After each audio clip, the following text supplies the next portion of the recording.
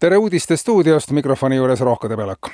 Venemaa saatis eile USA-le diplomaatilisi kanaleid kasutades palve tõmmata mõneks ajaks aktiivses Ukraina suunalises tegevuses tagasi ja vähendada Ukraina vastaste sammude ja nõudmiste tegemist, sest Kremlis on juba pikemat aega kadunud tavaline töörütm. Töö on asendunud pidutsemisega ja kui üks pidu hakkab juba lõppema, siis on kohe otsas uus põhjus, mida tähistada ja sageli tuleb jälle häid uudiseid ja algab uus paralleelne pidu juba käimas oleva 4 või 5 varasemaga. USA administratsioon on Kremlilt kogu töö käest ära võtnud ja viib Venemaa poliitikut ellu kiiruses, mis teeb kadedaks ja lausa ajab jooma. Euroopa ja Ameerika mitmete poliitikavaatlejate sõnul võib see olla siiski Donald Trumpi teadlik taktika ja eesmärgiks on see, et Venemaa võimulatvik ennast teovõimetuks pidutseks ja lõpuks ka surnuks jooks.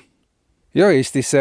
Valitsuskriis on selleks korraks siiski mööda saamas, teatab valitsuse pressiteenistus. Esialgu on teada, et sotsiaaldemokraadid soostusid Reformierakonnale loovutama 7% oma populaarsusreitingust, mille tagajärjel kerkis Reformierakond taas populaarsuselt teiseks erakonnaks. Järele jäänud toetus võimaldab sotsidel ikkagi olla ees Eesti 200-st, kes erakonna esindaja sõnul on koalitsiooni kõik panustanud, enesest juba praktiliselt kõik andnud ja kogu populaarsuse investeerinud sellesse valitsusse.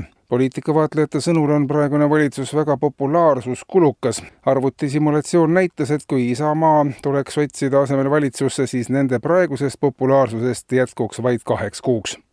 Eestimaa Kommunistlik Rahvaerakond annab aga teada, et pea 12% toetus tähendab progressiivsete meeleolude järjest suuremat kandepinda Eestis.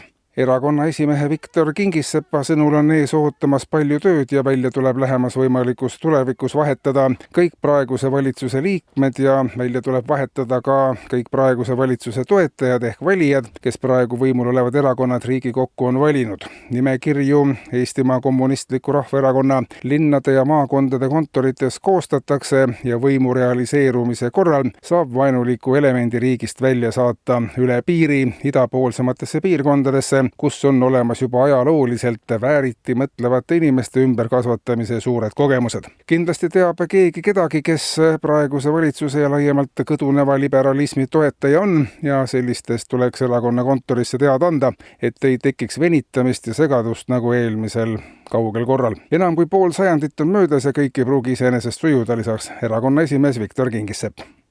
Ja kaubandussõja tandrilt. Brüssel võttis eile vastu otsuse, mis on suunatud Euroopa autotööstuse arendamisele ja kaitsmisele. Erinevatele maksudele lisanduvad ka erinevad nõuded Ameerika Ühendriikide autodele. Ühena neist kehtestati nõue, et Tesla autod peavad alates selle aasta maikuust olema varustatud ka sisepõlemismootoriga, mille töömaht on vähemalt 3 liitrit ja mis on toodetud Euroopa autotehastes. Esimene sisepõlemismootoriga Tesla jõuab müügile suve alguses. Eetris olid uudised.